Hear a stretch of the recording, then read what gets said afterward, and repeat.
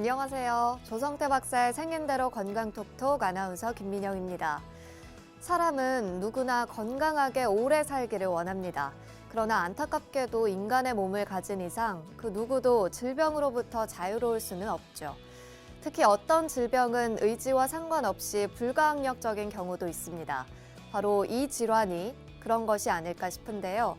생긴대로 건강톡톡, 오늘 첫 번째 주제로 야간 요도 통증에 대해 알아봅니다.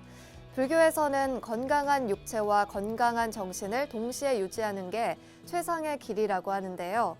하지만 육체가 내 뜻대로 움직이지 않고 한밤중에 갑자기 원인 모를 통증이 생긴다면 마음도 피폐해질 수밖에 없겠죠. 한의학으로 야간에 발생하는 요도 통증은 과연 어떻게 보고 어떤 방식으로 치료할지 강의를 통해 제대로 알아보겠습니다. 그럼 강의 들려주실 조성태 한의학 박사님을 이 자리로 모셔볼까요? 어서 오세요.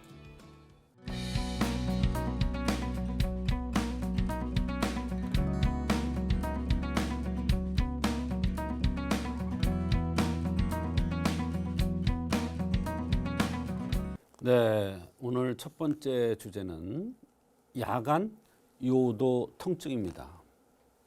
요도가 아픈데 밤에 유난히 더 아프더라 이런 얘기예요.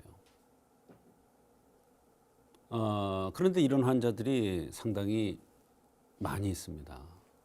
종종 이런 환자들이 있는데 이게 한의학적으로 치료되는지 잘 모르는 사람들도 많고 또 한의학적으로 이게 어떤 원리에 의해서 어떤 관점에서 치료되는지 알지 못하기 때문에 그거에 대한 얘기입니다. 흔히 요도의 통증은 많이 나타날 수가 있는데 특히 야간에 심하다는 것이 중요합니다.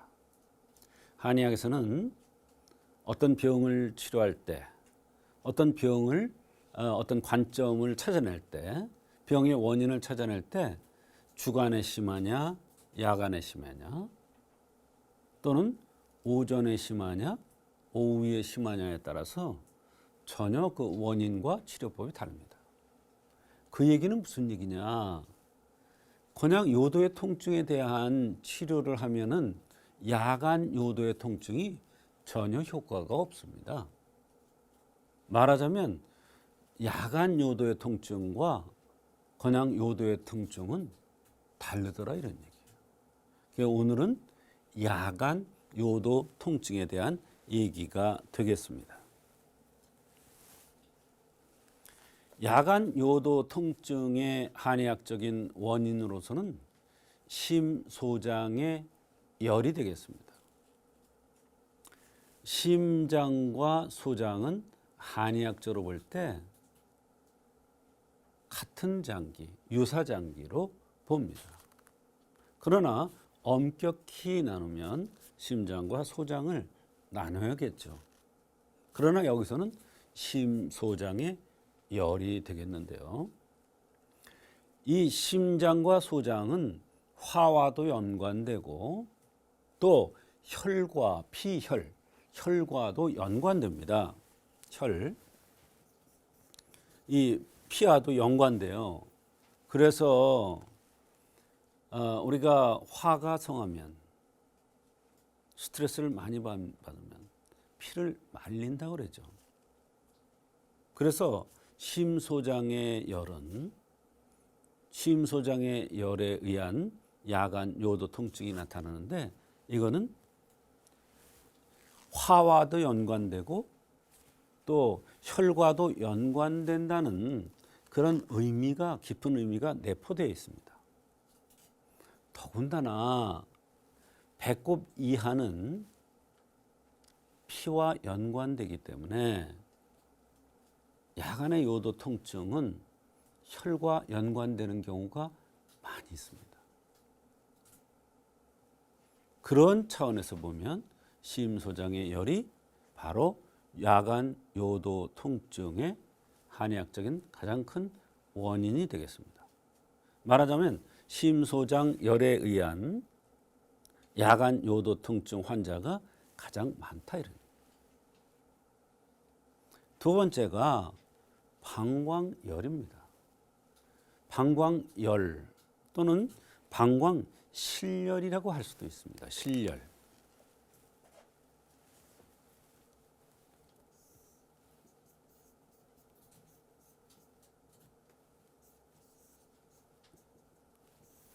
방광실열이라고 할 수도 있는데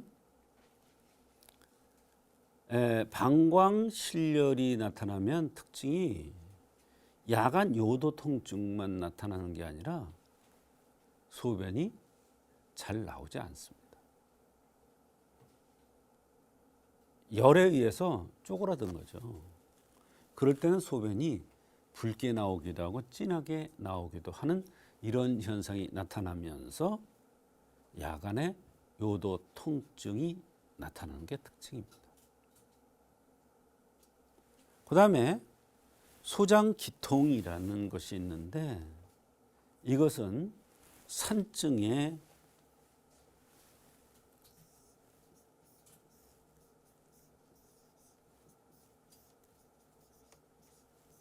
한 종류죠.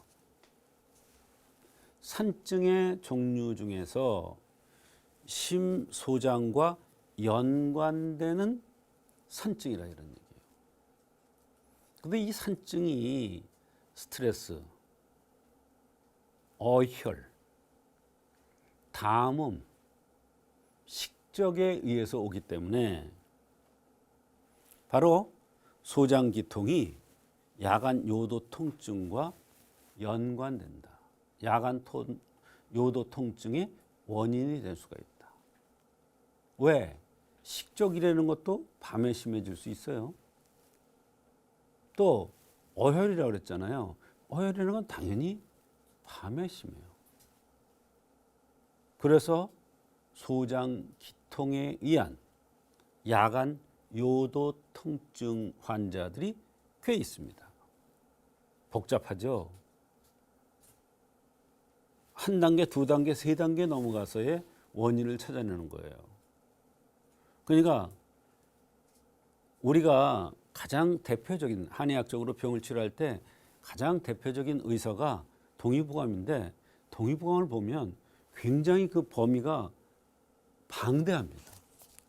그것을 앞에서부터 끝까지 다 꿰차야 이 병의 원인을 찾아낼 수가 있는데 특히 야간 요도 통증 같은 이런 어려운 병들은 그걸 다 꿰차야 그것의 원인을 한의학적인 원인을 찾아낼 수가 있고 따라서 그에 대한 치료법이 나올 수가 있는 겁니다. 그래서 야간 요도 통증이 사실은 흔한 환자는 아닙니다만 꽤 자주 볼 수 있는 여기저기 다니다가 잘 안 돼서 오는 그런 환자들이 꽤 많아요. 그래서 야간 요도 통증의 한의학적인 원인은 더 많이 있어요. 많이 있는데 가장 대표적인 것이 심소장의 열, 방광에 의한 실열, 또 소장기통에 의한 산증의 소장기통에 의한 야간 요도 통증이 나타날 수가 있는 것입니다.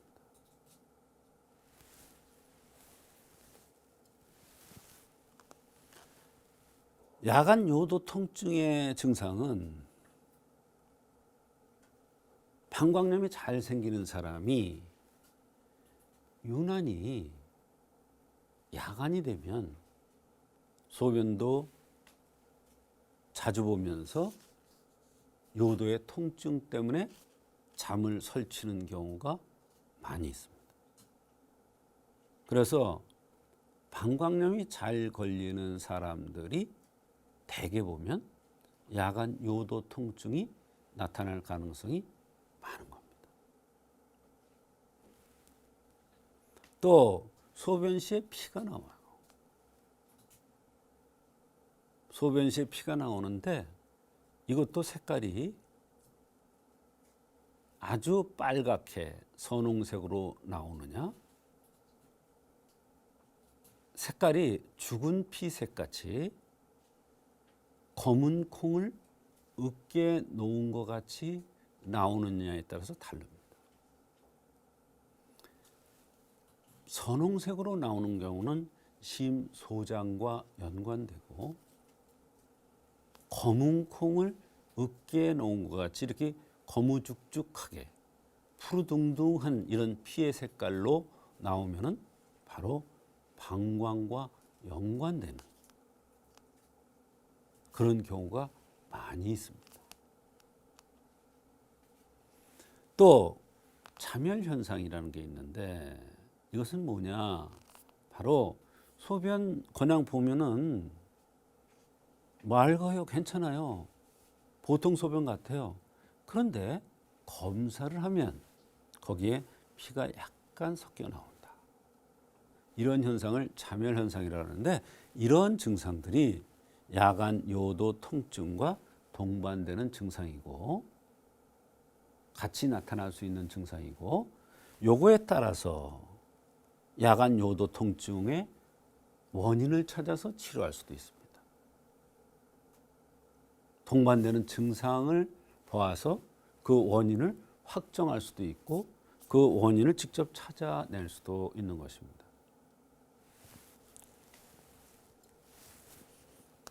야간 요도 통증의 한의학적 치료는 감이 사물탕, 또 감이 통심음, 감이 도적산, 이런 게 있는데, 이 감이 통심이라는 것은 소장 기통에 의해서 올 때, 또는 감이 도적산은 심소장열에서 올 때,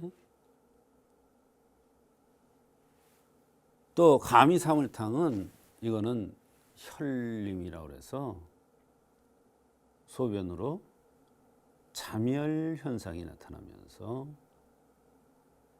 소변 시에 야간의 통증이, 요도의 통증이 나타날 때 치료해주는 그러한 치료 처방이 되겠습니다. 사실 야간 요도 통증 환자들은 굉장히 오랫동안 고생하는 경우가 많이 있습니다. 그것은 왜 그러냐면 그 원인을 찾아내기가 쉽지 않기 때문입니다. 통증이 나타난다고 진통제 종류를 썼을 경우에는 전혀 효과가 없습니다. 또 야간 요도 통증이 있다고 해서 그게 맞는 원인을 정확하게 찾아내기 전에는 이것이 치료가 어렵습니다. 그래서 야간 요도 통증 환자는 오랫동안 고생하는 경우가 있는데, 한의학적으로 올바른 원인을 찾아내면 잘 치료될 수가 있는 것입니다.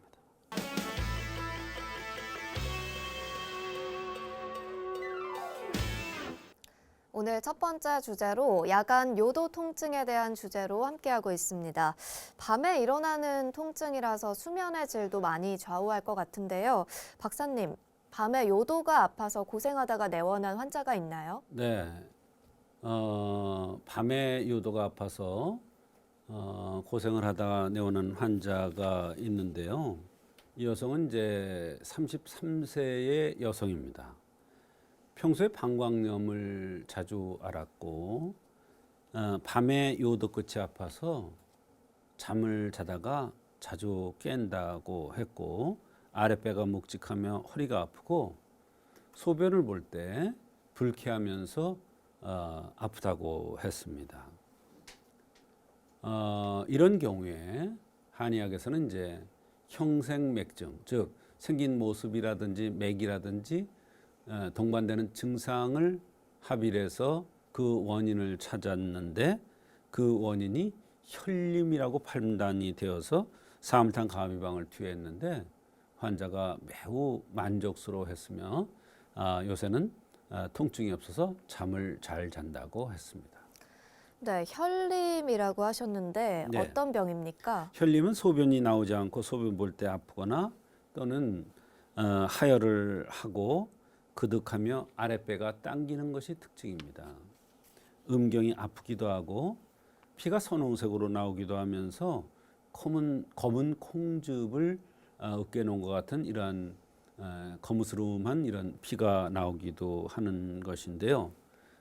때에 따라서는 이제 소변이 맑게 나오기도 하면서 검사상에 잠열 현상만 나오는 경우도 있습니다.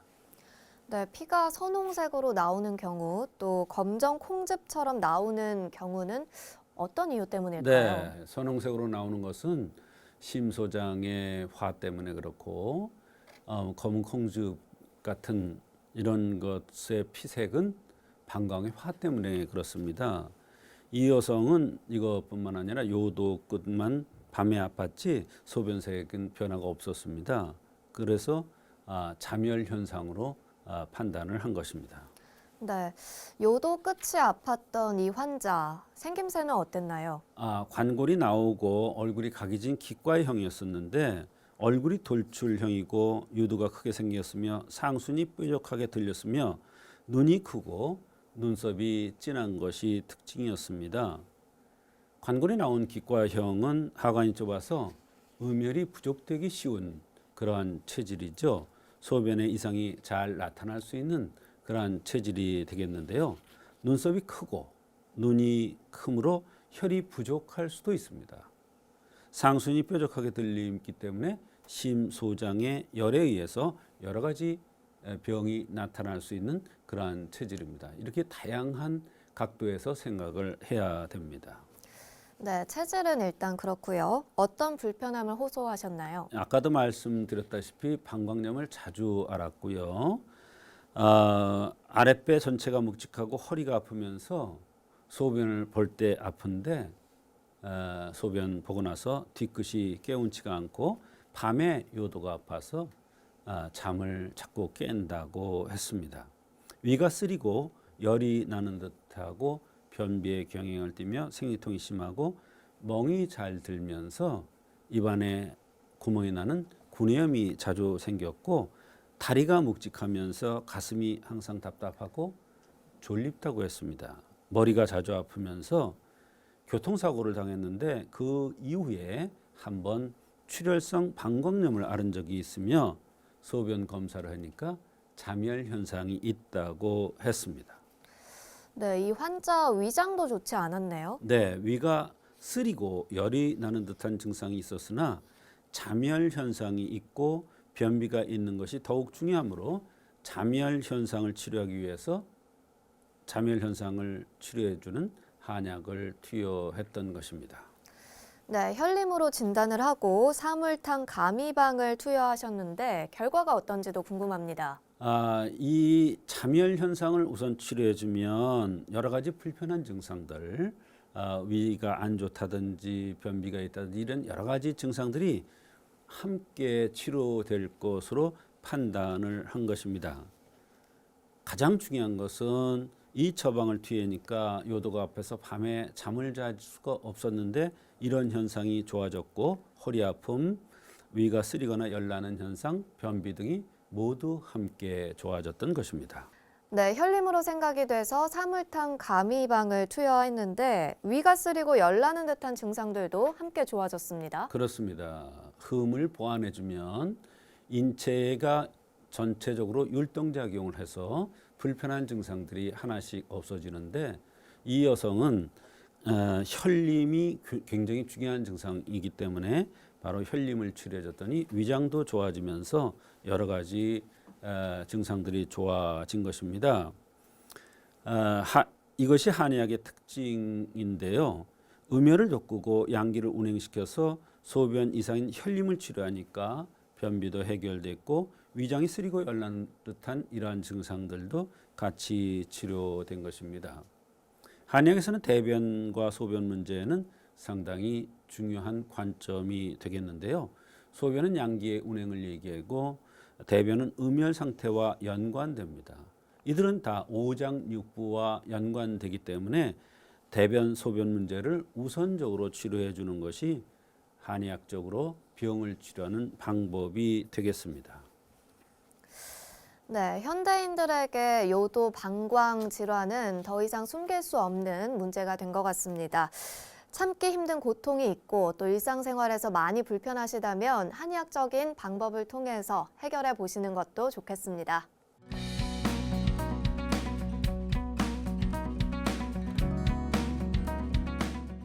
네, 오늘의 두 번째 주제는 뒷목이 뻣뻣함입니다. 뒷목이 뻣뻣하다. 뒷목이 뻣뻣하다. 이 뒷목이라는 것을 쉽게 생각하면 안 됩니다.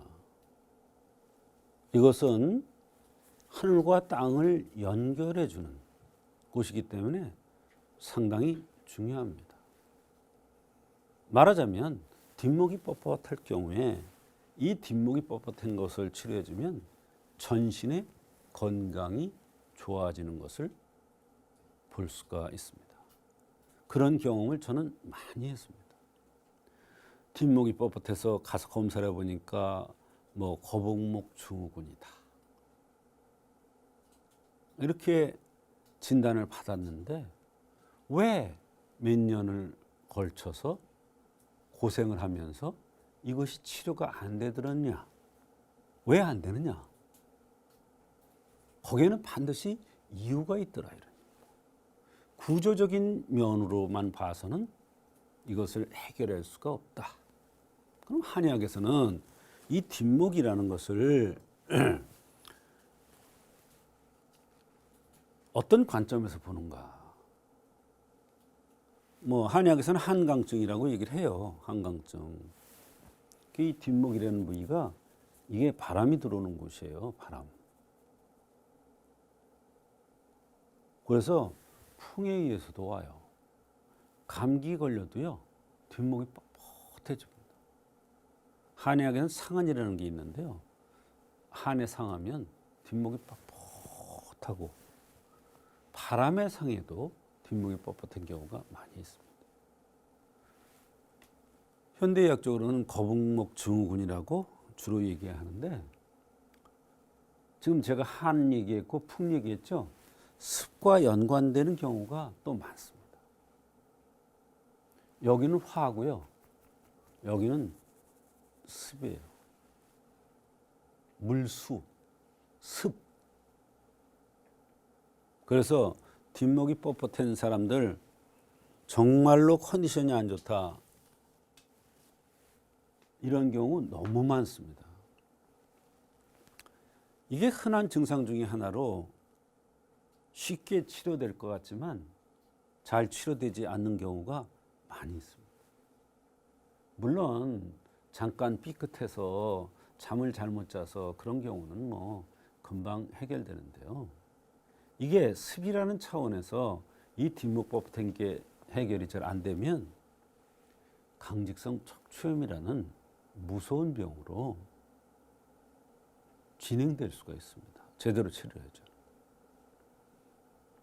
또 습에 의한, 한에 의한, 풍에 의한 이런 것이기 때문에 검사를 해도 원인이 안 나오고 환자만 괴로워하는 경우가 너무 많습니다.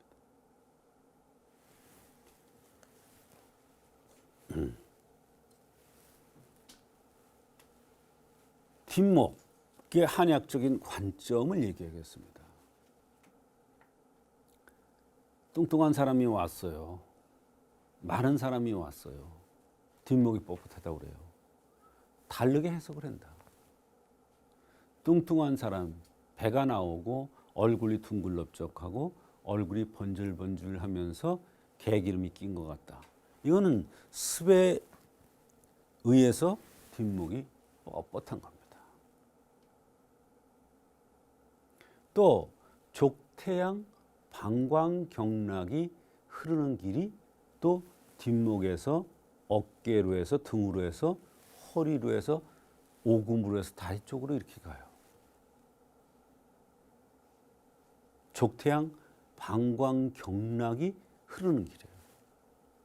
족태양 방광경락에 이상이 오는 사람의 특징은 눈썹이 진하거나 코가 들리고 눈꼬리가 살짝 치켜 올라가거나 이마가 넓거나 또는 앞에서 볼 때 콧구멍이 이렇게 드러나 콧구멍이 이렇게 보이는 사람이 이렇게 드러나 보이는 사람들 이런 사람들이 바로 방광경이 흐르는 길이 나빠서 뒷목에 이상이 나타나는 경우가 많이 있습니다. 또 뒷목을 전기의 통로라는 관점에서 생각할 수가 있습니다.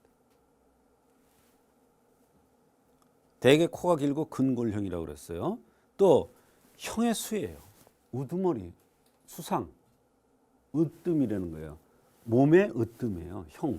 형 틀의 으뜸, 형의 수라는 게 그런 뜻이에요. 또 천지를 연결하는 통로예요. 이런 다양한 각도에서 생각을 해서 원인을 찾아내야 뒷목이 뻣뻣한 것이 해결돼요. 원인이 습에 해당되는데 전기의 통로라는 차원에서 전기를 돋궈줘보면 안 나. 치료가 안 돼. 헛치료하는 거야. 그게 쉬운 거 아니에요.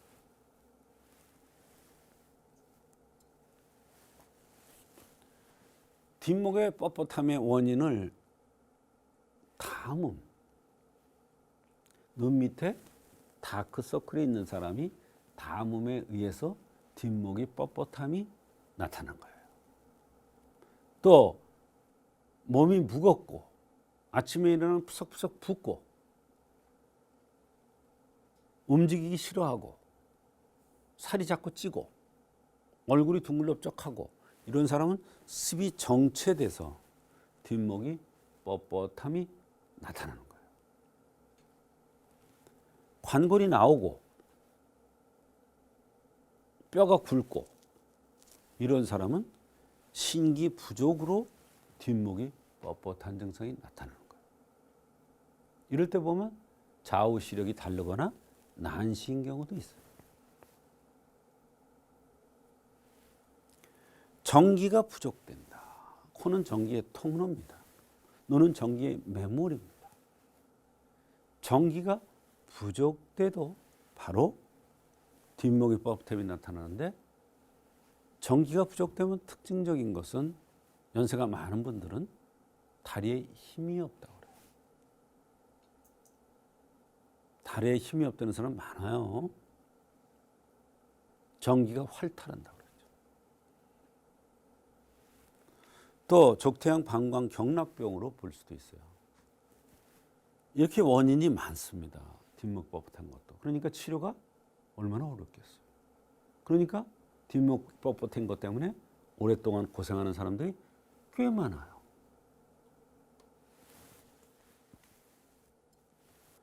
뒷목이 뻣뻣할 경우에 치료 처방을 보면 이렇게 여러 가지가 있어요. 여기에는 다 이유가 있는 거예요. 특히 강활승습탕이라는 것은 여기에 습자가 들어가잖아요. 습에 손상됐을 때 이걸 쓰는 거예요. 얼굴이 둥글럽적한 게 특징이죠. 배꼽가 크고 먹는 거에 비해 살이 많이 찌고 푸석푸석 부어요. 자꾸 붓고 몸이 무겁다는 사람들 뒷목이 뻣뻣한 경우 보면은 습에 의해서 오는데 그때 강활승습탕을 쓰는 거예요. 이 약을 쓰면요 피곤도 없어지고요, 여기저기 쑤시고 아팠던 것도 없어지고요, 붓는 것도 없어지고요, 날아갈 것 같다고 이런 경우가 있어요. 가미진탕은 담음에 눈 밑에 다크서클이 있거나 여성인데 남성같이 기질이 코가 크고 까무잡잡하고 이렇게 생겼을 경우, 또는 남성인데 여성같이 하얗고 입술이 두툼하고 이런 경우 담음 형성으로 보거든요. 그럴 경우에는 가미이진탕을 쓰는 거예요. 뒷목이 뻣뻣할 경우. 그 다음에 육미지왕탕, 뼈가 굵은 사람, 오령산, 이마가 발달되고 눈썹이 진하고 콧구멍이 드러나 보이고 코가 들리고 눈꼬리가 들린 사람, 태양 경락이 나쁜 거죠. 고진음자, 연세가 많은 분이 뼈가 굵고 다리에 힘이 없다고 그러면서 뒷목이 뻣뻣한 경우, 이런 경우에는 바로 고진음자를 써서 치료를 합니다. 이와 같이 뒷목이 뻣뻣할 경우 한의학적으로 잘 치료되는데 정확한 원인을 찾아서 처방을 정확하게 구성해줘야 잘 치료될 수가 있는 것입니다.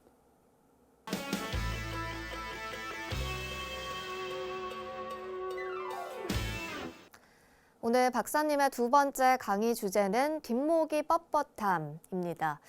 박사님, 생각보다 우리 주변에 뒷목이 뻣뻣해서 고생하시는 분들이 많거든요. 많습니다. 관련 치료 사례 소개해 주시죠. 네, 56세 여성이 되겠습니다.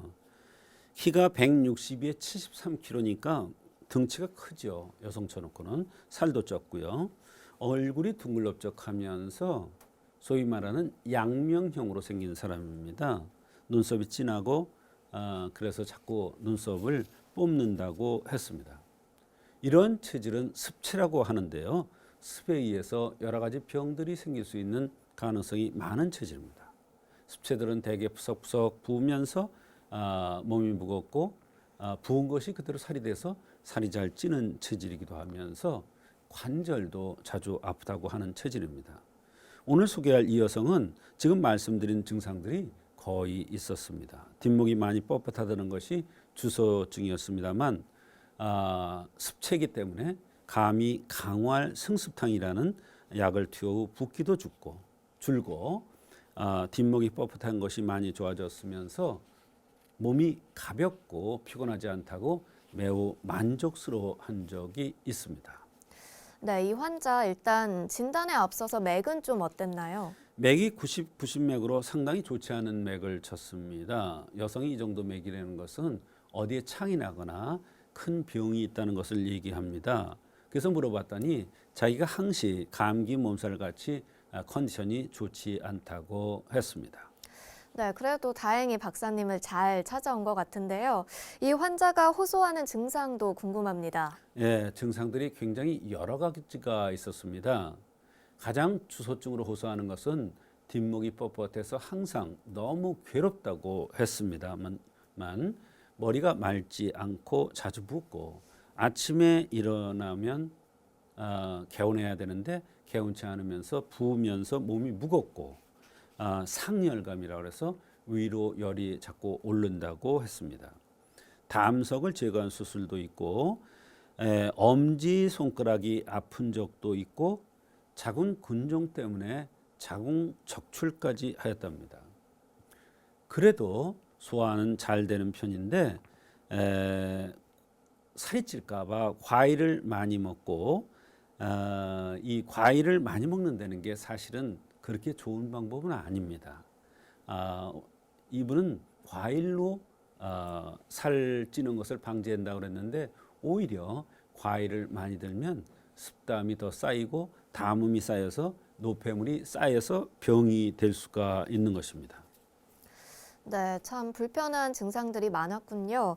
치료는 어떤 관점에서 진행하셨나요? 네, 생긴 대로 병이 온다는 차원에서 얼굴이 둥글럽적하고 습체로 생겼기 때문에 또 뒷목이 많이 뻣뻣해서 머리가 맑지 않고 자꾸 붓고 아침에 일어나도 개운치 않으면서 상열감이 오르는 이러한 증상들이 있기 때문에 바로 습혈에 의한 모든 증상으로 판단되어서 감히 강활 승습탕이라는 약을 투여한 것입니다. 네, 한제에 20첩 정도 투여한 후에 그 결과가 어땠는지도 궁금합니다. 본인이 가장 원하는 뒷목이 뻣뻣한 것도 좋아지는 것뿐만 아니라 몸이 붓는 현상이 10에서 3으로 줄었다고 그랬어요. 그건 상당히 효과가 있는 거죠. 또 대변도 잘 보고 뒷목 뻣뻣한 것도 역시 처음에는 10이었으면 3 정도까지 줄어들었다고 상당히 빠른 효과를 본 그런 사례가 되겠습니다. 네, 효과가 정말 좋았군요. 그렇습니다. 대변도 시원하게 잘 본다는 것이 굉장히 중요합니다. 맥도 상당히 안정되었고 관절 아픈 것은 아직 불편하지만 꾸준히 치료하면 좋아질 것으로 생각됩니다. 습기를 제거해서 양기가 제대로 운행되게 해주면 피로도 훨씬 덜할 것으로 판단됩니다. 좋은 말씀 주신 조성태 박사님, 오늘도 감사합니다. 조성태 박사의 생긴 대로 건강톡톡. 오늘은 야간 요도 통증과 뒷목이 뻣뻣함 두 가지 주제로 함께했습니다. 백세 건강을 위한 여러분의 확실한 선택, 생긴 대로 건강톡톡은 다음 주 더 알찬 내용으로 찾아뵙도록 하겠습니다. 함께해 주신 여러분 고맙습니다.